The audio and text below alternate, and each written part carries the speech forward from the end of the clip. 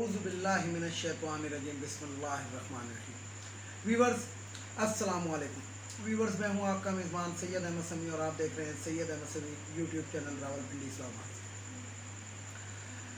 Viewers سب سے پہلے بات کریں گے آج افغانستان کی. تو جیسا کہ آپ کو معلوم ہے کہ افغانستان کے اندر نئی حکومت قائم ہو چکی ہے اور پاکستان نے کچھ حد سے زیادہ ہی توقعات ان سے بڑھا ہے. ایران طالبان کا ذرا سا مخالف ہوا ہے اور دوسری طرف چین، رشیا اور اقوام متحدہ جو ہے وہ مہربان ہوتے ہوئے نظر آ رہے ہیں. ڈالروں کی امداد بھی آ رہی ہے، مختلف قسم کی امداد آ رہی ہے. پاکستان نے بھی امداد کے 2 C-130 طیارے بھر کے بھیجے.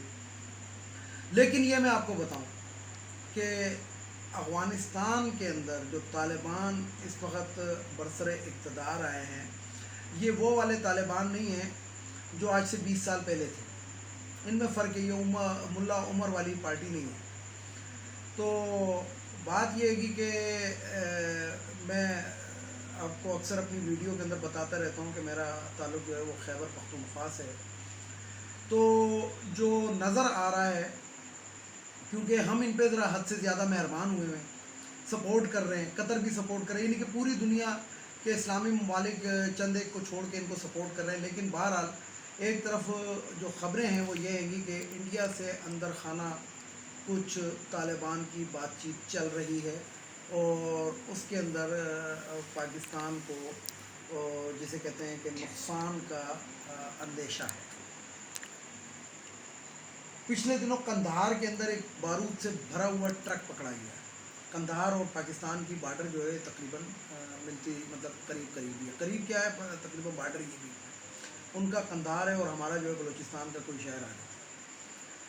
تو یہ اس بات کی عکاسی کر رہا ہے کہ افغانستان کے اندر ابھی بھی انڈیا کی جو خفیہ ایجنسی ہے را یا موساد غالباً نہیں، یقیناً اسرائیل کی ہے. تو یہ ابھی بھی کوئی نہ کوئی گیم کر رہے ہیں. اور جیسا کہ آپ کو معلوم ہے کہ داعش جو ہے وہ بھی افغانستان کے اندر سرگرم عمل ہے. اور داعش جو ہے یہ انہوں نے طالبان کے ساتھ ہی یہ رہے ہیں، اٹھے ہیں، بیٹھے ہیں، سیکھے ہیں، سکھلائے ہیں.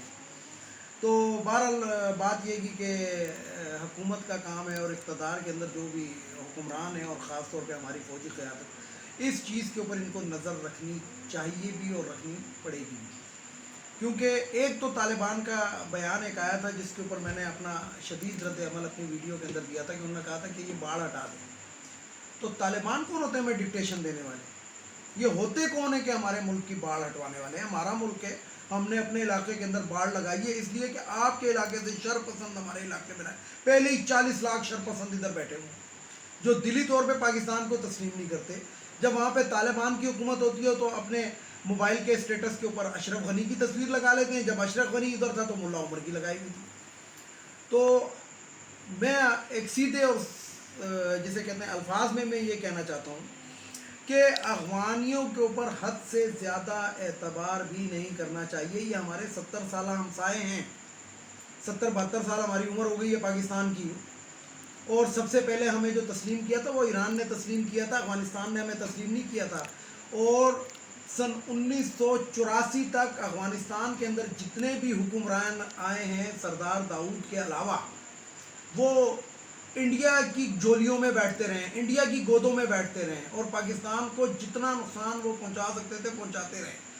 اسمگلنگ کی صورت کے اندر اور زر مبادلہ کی صورت کے اندر یہ جو پاکستان کا جتنا بھی یہ جو انہوں نے ٹریڈ کا جسے کہتے ہیں معاہدہ پاکستان کے ساتھ کیا ہوتا افغان ٹرانزٹ ٹریڈ، اس کے اندر پاکستان کی اکانومی کو جتنا نقصان افغانستان نے پہنچایا اتنا کسی نے بھی نہیں پہنچایا. تو بہرحال ہمارا کام ہے بتانا اور ہم اس چیز کو بتاتے رہتے ہیں.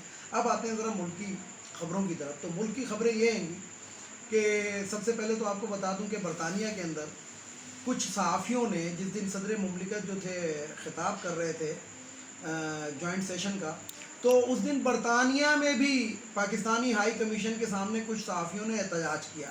اور وہی صحافی پھر رات کو نواز شریف عرف عام وہ جو بھگوڑا ہے اس کے ساتھ بیٹھے ہوئے تھے. اور جناب وہاں پہ نواز شریف نے پھر اپنا بیانیہ دہرایا کہ جناب کارگل کے اندر میرے سے بغیر پوچھے حملہ کیا تھا فوج نے اور یہ کیا. مقصد یہ کہ فوج کے خلاف یہ جتنا زہر اگل سکتا ہے، جتنا زہر یہ اگل سکتا ہے، اور فوج کا مطلب ہے کہ پاکستان کے خلاف زہر اگل رہا ہے، تو نواز شریف وہ کام اپنا جاری ہے۔ پاکستان تو یہ آئے گا نہیں، نہ آ سکتا ہے اور نہ آنا چاہتا ہے۔ دوسری طرف وہ جو ایک پاکستانی میں ساتھ لڑکا ہے جس نے دستخطی مہم شروع کی ہوئی ہے، وہ بھی تقریباً 30 لاکھ سے زیادہ دستخط ہو چکے ہیں اس کے اوپر، تو اس کو بھی اپنا اینڈ قریب ہی نظر آ رہا ہے۔ لیکن کہتے ہیں نا کہ چراغ بجھنے سے پہلے ایک دفعہ بھڑکتا ہے، تو ابھی یہ بھڑکے مڑکے کسی کام کے۔ مزے کی بات یہ ہے کہ وہ جو ڈالر ڈکار اسحاق ڈار ہے، وہ بھی اس ویڈیو کے اندر نواز شریف کے ساتھ بیٹھا ہوا ہے اور باقاعدہ ان صحافیوں سے باتیں کر رہا ہے اور ان کو بریفنگ دے رہا ہے۔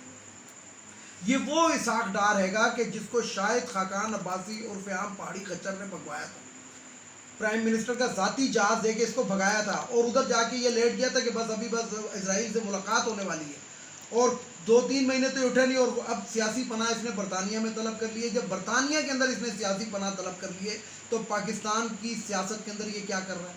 اور نواز شریف نے اس کو لیفٹ سائڈ پہ کیوں بٹھایا ہوا ہے؟ اور نواز شریف جو ہے ان صحافیوں کے ساتھ جو احتجاج کر رہے ہیں، وہ صحافی اس کے ساتھ کیوں آ کے بیٹھے تھے؟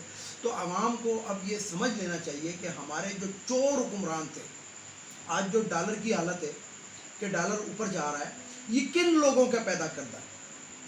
پاکستان کے اندر یہ جو قرضوں کی بھرمار ہے، اس کی وجوہات کیا ہیں؟ اس کی وجوہات یہ ہیں کہ جو ہماری پچھلی حکومتیں تھیں، انہوں نے اتنا قرضہ حاصل کیا ہے، اتنا قرضہ اپنے اوپر چڑھایا ہے، ہم پر چڑھایا ہے، لوگوں پر چڑھایا ہے، کہ جتنا پاکستانی پورے سال کماتے ہیں وہ اس قرضے کی سود کی رقم میں چلا جاتا ہے، اصل رقم وہیں پہ پڑی ہے، سود کی مد میں وہ پیسہ جا رہا ہے، اور پھر حکومت کو قرضہ اتارنے کے لیے جن کا ٹائم پورا ہو چکا ہوتا ہے مزید قرضہ لینا پڑتا ہے۔ ڈالر کی جو بے قدری ہے کہ یہ میں آپ کو بتا رہا ہوں، ایک خبر آپ کو دے رہا ہوں اپنے ویورز کو، کہ ڈالر بہت بڑی تعداد کے اندر افغانستان اسمگل ہو رہا ہے۔ اس لیے افغانستان اسمگل ہو رہا ہے، اور اس کے اندر یہ افغانی اور کابلی یہ انوالو ہیں، اور اس کے اندر ہماری کچھ جو سابقہ حکومتوں کے بڑے بڑے کارندے وہ بھی انوالو ہیں، اس میں مولانا فضل الرحمان اچکزئی، یہ لوگوں کا نام میں آپ کو باقاعدہ ویڈیو کے اندر بتاؤں، کیونکہ افغانستان سے سارا ڈالر شالر جو بھی تھا وہ اشرف غنی اور اس کے جو کارندے تھے وہ اڑا کے چلے لے گئے، اور افغانستان کے اندر بینکوں کے اندر کچھ نہیں تھا، اس لیے نہیں تھا کہ وہ تمام اثاثے جو تھے ان کے وہ امریکہ نے بھی منجمد کر لیا، اور امریکہ بھی اتنا اچھا نہیں تھا، اگر وہ اتنا وہ چھوڑ کر گیا ہے تو وہ جو ایئرپورٹ اتنے دن ان کے قبضے میں رہا ہے، ان کی فلائٹیں آتی جاتی رہی ہیں، اس کا مطلب ہے کہ افغانستان سے سارا پیسہ امریکہ پہنچ چکا ہے۔ اب افغانستان کو چلانے کے لیے اس ٹائم پاکستان سے دھڑا دھڑ ڈالر جو ہے وہ جا رہا ہے جناب ادھر افغانستان۔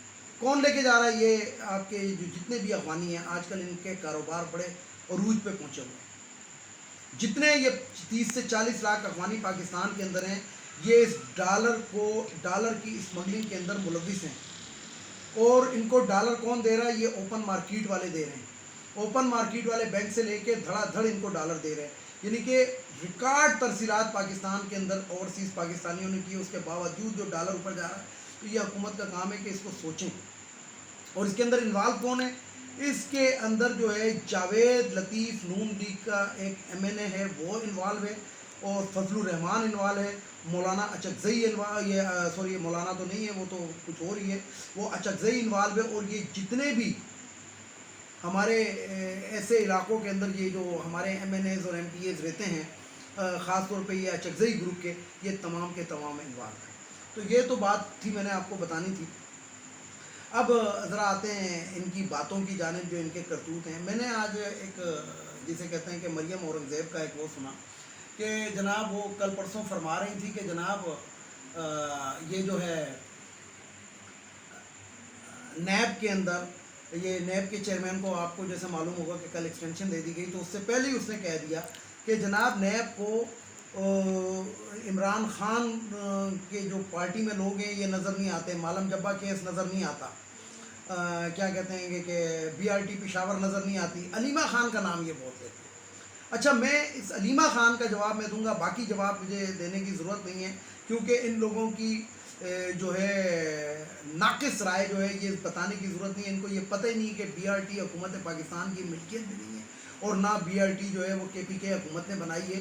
BIRT جو ہے وہ ایشیا کی جو ترقیاتی بینک ہے گی اس نے بنا کر دیے، اور وہ چلائیں گے، اور چلانے کے بعد جو ہے وہ اپنا پیسہ پورا کر کے حکومت صوبہ سرحد کے حوالے اور KPK کے حوالے کر دیں گے. اس لیے ان کو پتہ نہیں، لیکن یہ عوام کو بہکانے کے لیے آئے دن جناب BRT کرتے رہتے ہیں. صرف یہ BRT کی میں نے ایک چھوٹی سی بات آپ کو بتائی ہے کہ وہ پاکستان کی نہیں ہے، وہ ایشیائی ترقیاتی بینک نے بنا کر دی ہے، KPK کو بنا کر دی ہے، اور جب وہ اپنا پیسہ پورا کر لیں گے تو اس کے بعد وہ حکومت KPK کے حوالے کر دیں گے. یہ تو تھا BRT کا جواب. اب آتے ہیں ذرا مریم اورنگزیب کا جو بیانیہ ہے اور جو علیمہ خان کے بارے میں فرماتی ہے. بات یہ ہے کہ جب علیمہ خان اتنی دولت کما رہی تھی اس وقت عمران خان کی تو حکومت نہیں تھی، آپ لوگوں کی حکومت تھی، نیب بھی آپ لوگوں کا تھا. آپ ہی کا جو لے پالک تھا وہ نیب کا چیئرمین بنایا ہوا تھا، جو کہتا تھا کہ میں نواز شریف کے خلاف کیس نہیں کھولوں. تو آپ اس وقت علیمہ خان پہ ایکشن لے لیتے، آپ اس وقت بنی گالہ پہ ایکشن لے لیتے کہ بنی گالہ غیر قانونی بنا ہوا ہے. یعنی کہ یہ تو آپ لوگوں کے دور حکومتوں میں بنی گالہ بھی بنا، علیمہ خان بھی، تو یہ آپ اس وقت ایکشن لیتے. علیم خان کی اگر بات کرتے ہیں، بالکل اس کو اگر اس نے کرپشن کی ہے اس کو بند ہونا چاہیے. علیمہ خان نے اگر کرپشن کی ہے اس کے اوپر کیس ہونے چاہیے، اس کو بالکل میں تو کہتا ہوں کہ واجب سزا ہیں یہ لوگ. لیکن حکومت تو آپ لوگوں کی تھی، جب آپ لوگوں نے اپنی حکومت میں نہیں کیا تو اب باں کیوں کر رہے ہیں؟ اب کچھ سمجھ آپ ہماری سمجھ میں، عوام کی سمجھ میں یہ بات نہیں آئی. باراک اوباما کی بیوی کا نام تھا مشل اوباما. مشل اوباما نے $10 ملین باقاعدہ مسلم لیگ، یہ جب نواز شریف جو تھا امریکہ گیا تھا تو اس نے مشل اوباما نے $10 ملین یعنی کہ تقریباً $1 کروڑ بنتے ہیں، یہ جناب پاکستان کی بچیوں کی تعلیم کو اپگریشن کے لیے دیے تھے. وہ جو $1 کروڑ ہے وہ کدھر ہے؟ وہ مریم اور نواز نے اپنے ذاتی اکاؤنٹ میں ڈال لیے تھے، ان کا آج تک کوئی پتہ نہیں ہے. پھر ایک جو یوتھ لون شروع کیا تھا نواز شریف نے، اور اس کے اندر رجسٹریشن رکھی تھی $100 کی، اس کے اندر 10 لاکھ پاکستانیوں نے اپلائی کیا تھا، اور اس کے بعد مریم نواز کو سپریم کورٹ کے حکم سے علیحدہ کر دیا تھا. وہ 10 لاکھ لوگوں کے وہ $100 کدھر ہیں؟ وہ بھی مریم نواز کے اکاؤنٹ کے اندر گئے تھے، پرسنل اکاؤنٹ کے اندر. اور یہ وہی عورت ہے کہ جو ٹی وی پہ بیٹھ کے ثنا بچہ کے پروگرام میں جس نے کہا تھا کہ پاکستان تو کیا، غیر ملک تو کیا، پاکستان میں بھی میری کوئی جائیداد نہیں ہے. اور جب کروڑوں روپے کی جائیداد نکلی تو جاوید لطیف طرح کے جو لوگ ہیں گے اور یہ خواجہ آصف کی طرح کے وہ جو ہے اپنا منہ چھپاتے پھرتے ہیں. یہی خواجہ آصف کہتا رہے گا کہ جناب یہ تو نواز شریف کی ملکیت ہے، یہ جو کیا کہتے ہیں کہ فلیٹس جو ہیں، اور اب کہتے ہیں کہ نہیں. پھر یہ سب سے بڑی بات یہ ہے کہ ٹی وی کے اوپر آ کر اپنے جلسے کے اندر، اور وہ جلسہ پھر میڈیا کے اوپر آیا، مریم نواز نے کہا کہ جناب نواز شریف اس وقت تک ملک میں نہیں آئیں گے جب تک یہ موجودہ حکومت اور احتساب کا عمل جاری ہے. اس کا مطلب ہے کہ وہ بھگوڑا جھوٹ بول کر گیا ہے، وہ جھوٹ بول کر گیا ہے کہ میں بیمار ہوں، اور اسی لیے آ بھی نہیں رہا ہے. تو بہرحال میں آپ کو بتا دوں کہ برطانیہ کی زمین اس کے لیے تنگ ہو گئی ہے، اور ایک شہباز شریف کا بھی ایک داماد کو ڈیپورٹ کر دیا گیا ہے، یا کل صبح تک کر دیا جائے گا.